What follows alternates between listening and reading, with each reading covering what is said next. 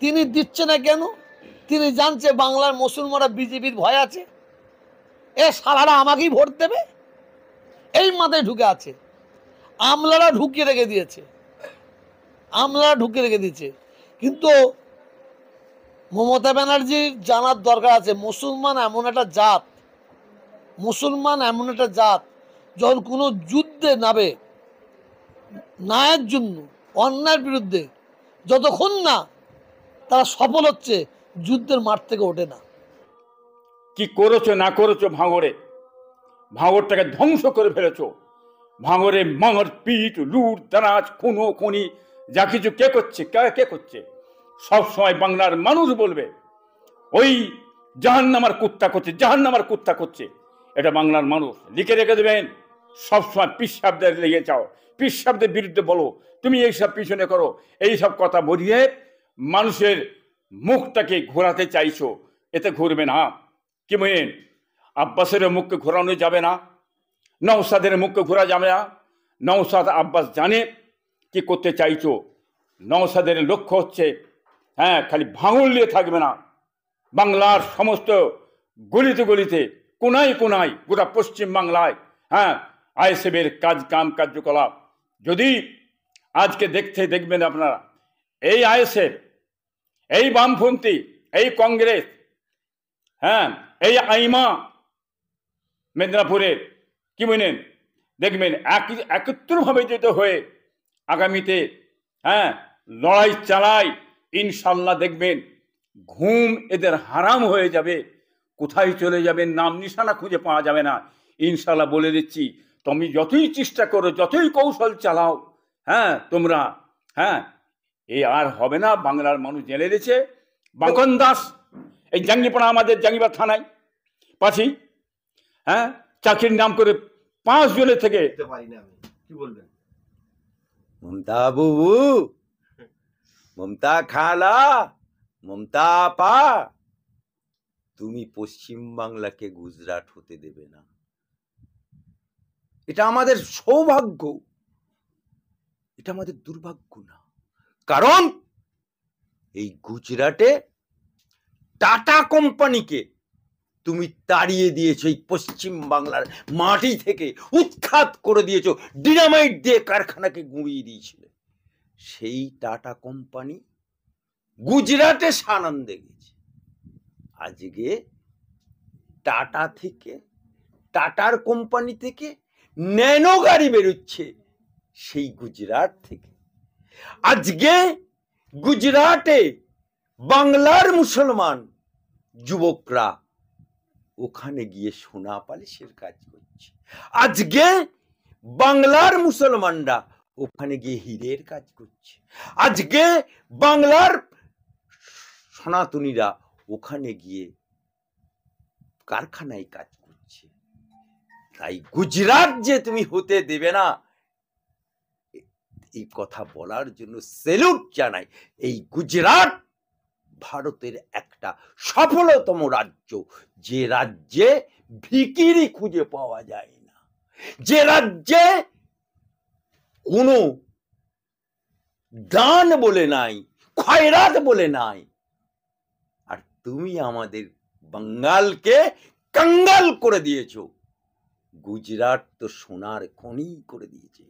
গুজরাটে হিন্দু মুসলমান কাঁধে কাঁধ দিয়ে বাস করছে। গুজরাটে 11% মুসলমানের বাস, সেখানে 9% মুসলমানের সরকারি চাকরিতে কোটা আছে। গুজরাট সেটা বিজেপি, তারা মুসলমানদেরকে সরকারি চাকরিতেই 9% চাকরি দিয়েছে। আর তুমি বাংলার বুকে বামফ্রন্টের আমলে ছিল 2%। সাজার কমিটি রিপোর্ট তুলে ধরে বলেছিলে মুসলমানদেরকে দেখো বাংলার অবস্থা কি, এই বামফ্রন্ট সরকার মুসলমানদের 2%ও চাকরি নেই।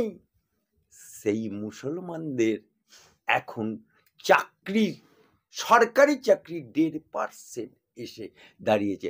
আর যদিও বা 1.5% মুসলমানের চাকরি হয়েছে, সেটা বাঙালি মুসলমানের হয়নি, সেটা নন বেঙ্গলি মুসলমানের হয়েছে।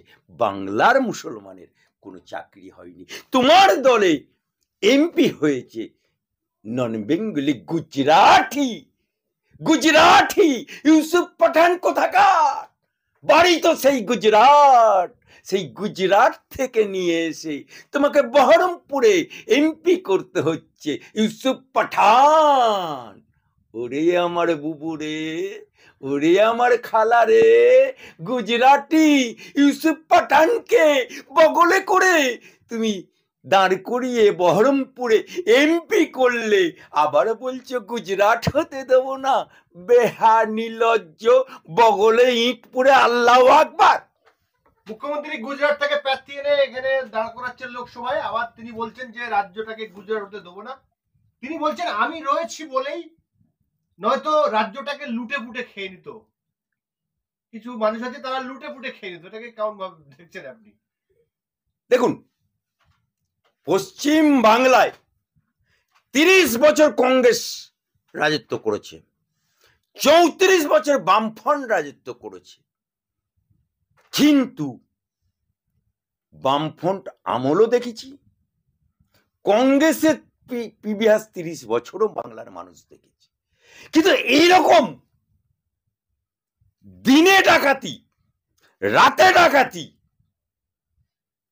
কোনো মানুষ দেখেনি।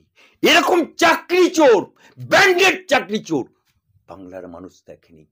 বাংলার মানুষ চাকরির মেধা তালিকা দেখেছে। আর আজকে মমতা বুবু, মমতা খালা, মমতা আপা, তোমার আমলে চাকরি চোরেদের তালিকা বেরোচ্ছে। তোমার আমলে শিক্ষামন্ত্রী জেল খাটছে। তোমার আমলে শিক্ষামন্ত্রীর ঘনিষ্ঠ অভয়ের বাড়িতে টাকা গোনার জন্য মেশিন আনতে হচ্ছে। তোমার আমলে তামান্না খুন হচ্ছে। তোমার আমলে বকটুয়ে মুসলমানরা খুন হচ্ছে। তোমার আমলে মুসলমান মেয়েরা বলতে হচ্ছে তোমার এমএলএ কে বালের যোগ্য না।